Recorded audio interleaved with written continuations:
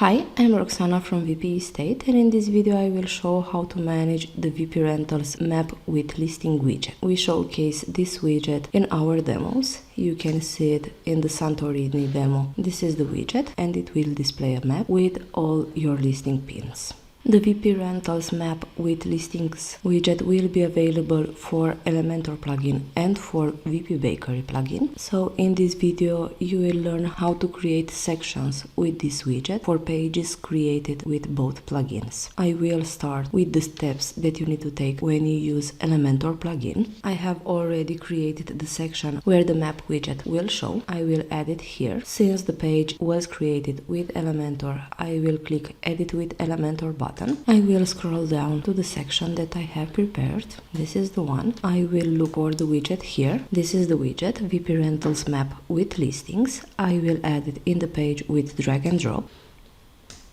The first step will be to add the map height. You can add here any value that you want depending on the height that you wish to display. I will add more values to show the difference. You can see that now the map has a bigger height. I will keep it this way. Next you'll have the option to sort the pins on the map by category. You can choose here categories, action categories, city or areas. The last option, map style from Snazzy Maps, will apply only if you use Google Maps as map system, and here you can add a Snazzy Maps code to change the map appearance. These are the settings available for the widget content. In advanced you'll have options to change the section layout. You can add margin, paddings and make other settings. I will update the changes that I made. And now on front end I will have a map with the listing pins displayed. Next I will show the steps that you need to take to create a similar section on a page that was created with the WP Bakery plugin. This is a page